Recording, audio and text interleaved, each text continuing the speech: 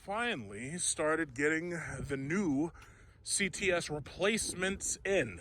Now, from first glance, I had a hard time figuring out what was a CT5 or CT4 or CT6. But the simplest way to understand which one's which is really not much has changed with the exception of the front grille, because now they have that full LED on the side. However, when you look at the quarter panel over here and you look at the C-pillar, that's what you see now. Why the hell did they copy Infiniti? Why did they do that? And I'm just gonna call it like it is, because you know I love Cadillac, but I don't know why they want to make their cars look like Infinitis. So this is a CT5. Yeah, I gotta look at the fucking number. But this is a CT5, which basically is exactly what the CTS used to be. So I guess that's the new strategy. What we'll do is we'll get you used to calling it one thing, and then once everybody is pretty much on the same page of, 3-letter strategies, then what we'll do is we'll change the name altogether, so now you have no idea what we're talking about anymore. Brilliant. Absolutely brilliant. Whoever's at GM doing this, your pink slips in the mail. So anyway, other than the minor changes that you see right here, basically what they did, in my opinion, was they took the interior from an XT4 and they dropped it into the cars. Now, that is actually a very good thing, because as you know, we've leased we leased 3 XT5s, my mom being one of those people, and my aunt being another. And the thing about it is the XT5 has a couple of problems. Number one, it doesn't have an auto stop start defeat button. If you get in one of these cars and the engine turns off because you're out of light, that shit just puts you off mentally. You're like, what the hell's going on? The thing about it is the new auto stop start defeat button makes it so that you don't have to really worry about that, because you can turn that whole bullshit off. We're Americans. We ain't worried about saving gas. If we need gas, we'll go steal it from Venezuela, and then we'll blame them for being socialists and say that's the reason why you're poor. We'll just steal their gas. Fuck them. We'll steal their oil, steal their gas. Then we'll go to Bolivia, steal all their lithium, and we'll make Teslas. After all, these are sovereign countries. You don't have to obey their rights. They don't even have constitutions.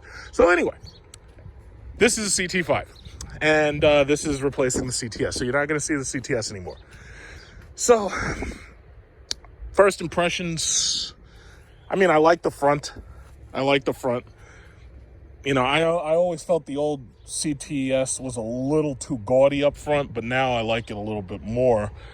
And I think it fits the face of the car. I always wish they had done that to the XTS, but the XTS is getting phased out. So what they basically decided that because XT5s are the thing that sells the most, and then the XT4 follows it, and then after that, now they have the 3-row XT6, since most of these people can't afford Escalades because their credit is fucked up because of student loans. Well, they have decided that the XT5, XT4, and XT6, all of these things are going to have the same corporate grille. And they all look good. I'm going to say they all look good. There's things I'm not happy with, like you can't get V8s and anything else but the Escalade for the most part, unless you're buying a CTS-V. But they still look really good. I like them. I really like them. I'm a little disappointed about that C-pillar, though. Did you really have to copy Infiniti? Did you? So, again, there's going to be more professional reviewers who are going to talk about this car and its styling and everything. But suffice to say, the CT5 replaces the CTS, and then you got the CT4 replaces the ATS. The ATS, in my opinion, was a little bit too small. The ATS-V was a decent car, but the thing about it is, for the price they wanted, you could just buy a Hellcat and you could have way more power. But it looks good. I think it looks good. I'm sorry, all these goddamn letters. The interior of a CT5. As you'll notice, it basically is the exact same interior from a CTS. So far, same interior. You look at the seats. They didn't port over the XT4 seats, so you don't get the massage button right there, even though you have the power lumbar, and you've got, power adjust and all that. So adjusted for me to sit in there. Let's see how much space is in the back. Well, it's a decent amount of space if you don't mind sitting with your knees next to your chest. But this is how I would sit in this car, and that's how much space you get. It's a little bit better than nothing, but it's not a lot. if you're one of these people who's got one of these, what are those things called, car seats, well, you could get a kid behind you, you know, if you're me. But most of y'all aren't even that tall. It's like I'm talking to a bunch of people who are only like fucking 5 feet tall, and you know, most of y'all are 5 feet tall, 150 pounds. Yeah. Ooh. Okay. So this is actually, I like it. Now I have to say this huge center pass through. It's really, really high. So when I'm sitting in here, it's like being in a goddamn jet. It's like being in an F-16 almost. It's so tight. But it's amazing actually how much stuff they fit in here considering the size of this car, because this touchscreen thing is huge. Let's see the numbers. Let's see these numbers. What we got? Okay. So this is a 2020 CT5 luxury. What do we got? All-wheel drive was $2,000. Cold weather package 600, so that means we got driver and front passenger heated seats. Steering wheel is heated. And the total is $40,490, which is actually pretty good. And the reason why I say that's pretty good is because the CTS, in my opinion, was way too overpriced. So my guess is what they had to do is they figured out ways to make the CTS cheaper, because in the last generation, it was the XTS, which was actually a bigger car, but the XTS was actually less money than the CTS was. So what I think happened was a lot of these livery drivers who have Ubers, what they did was they got XTSs because of the size of the XTS. And also the XTS was actually a pretty comfortable car. It had a big bubble cockpit. As you can see, this one's not fully loaded, so you don't get the ultra view roof. So this thing is as is. It's $41,000 basically. And as for the engine, you get a 2.0 liter turbo. Wonderful. So you get a little 4-cylinder that holds 2 liters, you know, like a bottle of soda. And then they have a hair dryer attached to it, which blows more air into it in order to kind of make it a little bit faster. So that's not bad, I guess. Now, as I was saying, just like the XT4, they have this new dial pad. So it's basically the exact same technology, which I've already showed you with the XT4, as you can see. Now, what else do they have? We've got StabiliTrak, mode for changing the mode. You know, considering you're in a freaking 2-liter turbo, there ain't much to change. But the beautiful thing is you got that auto start and stop defeat button. That allows you to turn off that annoying bullshit where the car decides that, you know, I can turn off the engine anytime I goddamn well feel like it. You know, I'm not down with that. And also, just looking around the interior, you have your heated seats right here. Being that this is a base model, this would have been cooled seats right there, but you don't have them. You have your hazard indicator right there. You have your on and off for the HVAC. Dual zone is pretty much the standard now. And I guess dual zone is a good thing because women always complain. They just complain. Oh, it's too cold.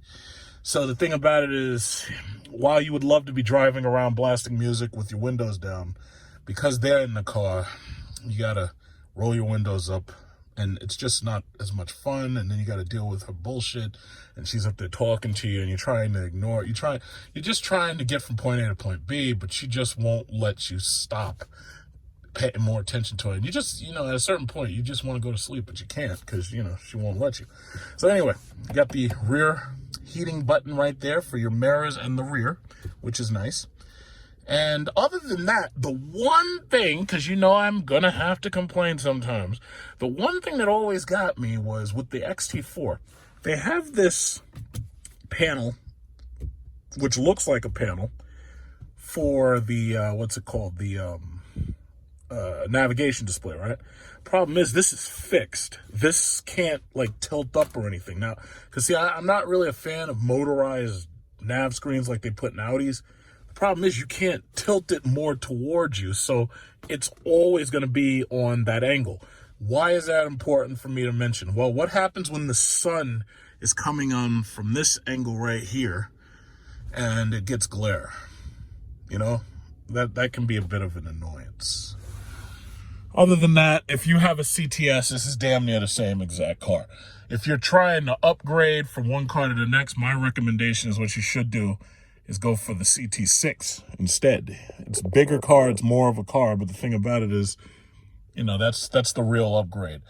The CTS is actually a very pricey car to it's pretty much a very pricey car to build because it's, you know, it's designed with the sport platform and all that. So my guess is what they did was they changed the design. They figured out a way to make it a little bit less expensive, a little bit more efficient by putting a freaking 2-liter engine in there. And now instead of getting a better engine like the 3.6 liter, it's like now you're just getting a 2-liter turbo. And some people would say, oh, well, what's wrong with that? It's like it saves fuel. Well, here's the thing. With the 2-liter turbo engines, you really have to use premium fuel. So if you had the 3.6, even though it uses slightly more gas, the difference is it gives you more low-end torque because it's 3.6. And I've had that 3.6 so many times. It's like I really love the 3.6. You know, I think it's probably GM's best engine that they've had for a long time because, you know, those LSA engines, despite the fact they're fast, they were getting their asses kicked by Hellcats because they only had like 650 horsepower. Hellcats is 707, and now they got Hellcats 797. And, you know, you don't have to be a third grader to do that math. 797, 707, those are bigger numbers than 650. So the only chance you have if you have like a Cadillac CTS-V against like a Hellcat is to get them on a track, because then maybe you can confuse them in some turns somewhere. But in a straight line, you get murdered, and that's just the bottom line. You just get killed. But I have to say, this is a nice car. It's a nice place to be. But the problem is, it's like all of these cars have caught up. I showed you the Hyundai, what was it called? What the hell was that thing? The Sonata the other day. And the Hyundai Sonata, especially for this price, the Hyundai Sonata was fucking fully loaded. And even though the engine was shit, it was like the car itself was very nice, and it was also very spacious. This car is a lot more sporty, and it feels a little bit tighter and more cramped. But what I can say, and this is one of the reasons why I like talking when the engine's off and everything's off, is because it allows you to hear outside. As you can see, it's a very quiet interior. You don't hear what's going on outside. All of these cars have gotten really, really quiet. I remember when they used to review Lexuses, and they used to talk about how Lexuses was so quiet and Mercedes was so quiet. Almost all cars have pretty much caught up to that. You know, I think the only ones that haven't are the shitty little Japanese Econo boxes where they really can't afford to stuff it with sound deadening, you know, so they don't bother. But this is it. This is it. You got your heated steering wheel right here. You got your crash mitigation right there for up here. Cadillac has that thing that has like a little buzz in your chair, and it tells you, hey, asshole, you're going too fast, and the guy in front of you, you're going to hit him. So that's basically what it is. But as you can see, there's buttons missing right here and here. So typically the main things that you always get standard is the phone call Bluetooth connect, so you can hang up the phone by pushing this button. You can pick up the phone call right there, or you can do the voice activation dialing and whatnot. And just like all of these pretentious sports cars, they also have these little plastic shift paddles. They're hardened plastic, so, you know, they're not terrible, but the problem is most of these cars that consider themselves luxury, they always give you a metal. But this one does not. How about that? Infotainment system. So we're just starting it up, and as you know, I can't really get radio. Oh shit, nope, let's turn that down, because YouTube does not fuck around. YouTube will absolutely block me, and they'll do the copyright flag, so I can't get any radio in there. So what you do is you just simply push OK, and you push continue, and there you have it. This is your nav display. You can already see how much gloss is coming off of this thing, but let's ignore that for 1 second. Push home, and we have Android Auto, Apple CarPlay. And let me tell you something. Normally, I'd be upset when there is a car like this that has no navigation system, normally. But I actually used Apple CarPlay, and I found it so easy to use, especially when I was using, I think it was Google Maps with the Apple CarPlay. And it was so perfect and easy to use until I actually think it was better than any navigation system just about in any car. I really thought it was actually that good. So what we got here? Audio. You see you see me putting my hand over here? This is what I'm talking about. Glare is an issue. The sun right now is coming out of this angle right over here. And the problem is, forgetting even with the plastic on there, even if you ignore the plastic, there's a lot of glare, you know? And the thing about it is, this thing is laid flat back and you can't tilt it forward, which would be so much nicer if you could tilt it forward. And it's kind of strange that the entire industry, instead of doing the smart thing like Mercedes did and just embedding screens at the top, what they did instead was they did what BMW did. They just basically made it look like there was a tablet sticking out of the freaking top, and I'm not crazy about that, but that's just what it is. That's how they did it. This is a more loaded version of that same XT5. Let's take a closer look. As you can see, this one actually has the panel roof. As these things start to come in, you'll get more and more equipment. Now, also I should point out that these have electronic door buttons. Like there's a little button in there, and that causes this thing to unlock. So you got electronic doors. So I guess they feel that the industry is ready for electronic doors now. So now it's like they're trying to put these things in everything. So let's look at this interior. Let's see how this one matches up to what we just saw. Ooh. Now, you know, every year I always take you to the track when Cadillac does their, what is it called? Dare? Cadillac Truth or Dare? So I do that every single year. And when we go there, I usually take my mom and we drive everything that they have.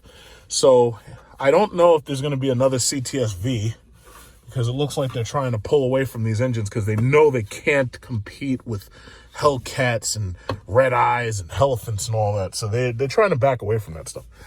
But basically, it's the same exact interior, same exact issue with your monitor. But the difference is this one has a bifurcated moonroof. Now, this moonroof, as you can see, it's smaller than I'm used to. Like my Chrysler 300 SRT had a full moonroof, which didn't have this very, very thick bifurcation right here. That's something I would expect to see on the smaller model, the CT4. But apparently that's how it is in here, unfortunately. And as you can see, that's the back. So there we got all black interiors. Now this, as you can see, is the premium luxury version. This has, let's see, premium luxury, engine 2.0-liter turbo, transmission 10-speed. Let's see, anything special stand out? $50,000, my God. The jump was tremendous, wasn't it? So you have the driver awareness package. What is this? Climate package. So you got heated seats, but you got ventilated seats. So that's really good. So as you can see, unlike the other one, we got heated seats right there, and you got your ventilated seats button. Yay. Then you got your lane keeping, and then you have heated and cooled for the passenger. How about that? Anything else? Okay. Heated steering wheel. That was a standard, like from the last one, for the most part. Let's see. Drivetrain all-wheel drive is $2,000 already added in. The Ultra View. Now, they call this a freaking Ultra View sunroof. The thing is so small. All right. Navigation package and Bose 1350 audio package.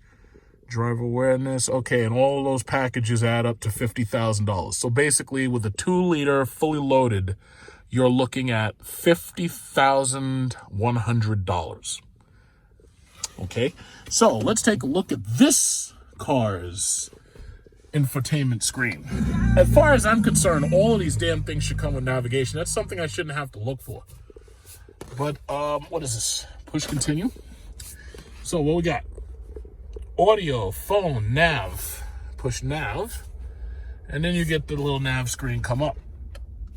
Sorry about the glare, but as I said, it's on an angle where I can't avoid the glare. So this is it. Set up home, set up work. Now, one thing about that is if you ever trade your car in, make sure you erase this stuff. Otherwise, the guy who buys your car is going to drive right back to your house, probably kidnap your wife. You don't want that. So let's see, what else?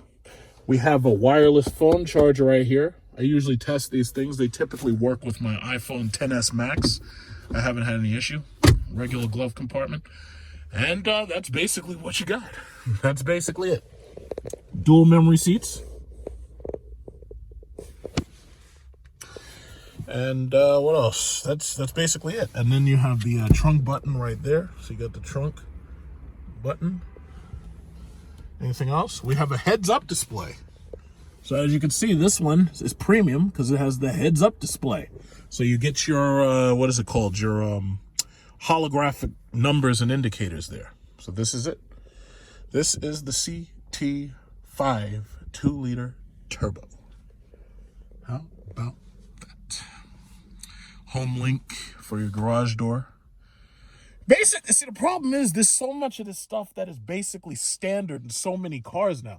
It's like, as far as I'm concerned, if you're a luxury car, you gotta have your heated, cooled seats. Period. That's that. Like, I'm not joking with you. It's like if you don't have it, I'm gonna talk about you.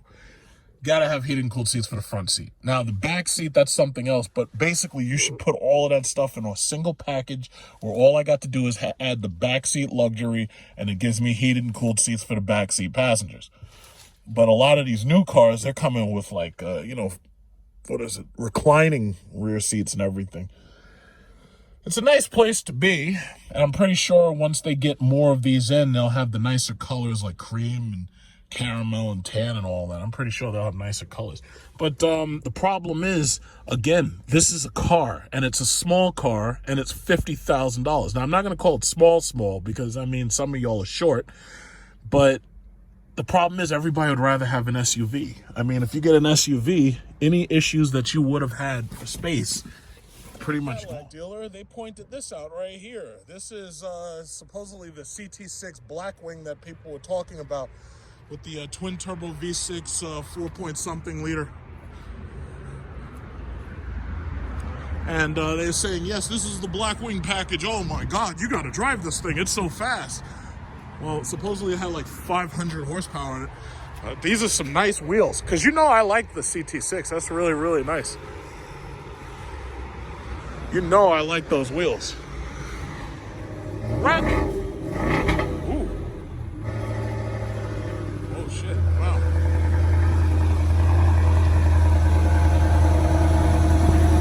Careful. If I take my foot fully off the brake, look how fast it idles. Ready? Watch. How fast it idles? Really? You can't. No gas. Wow. Take your foot off the brake.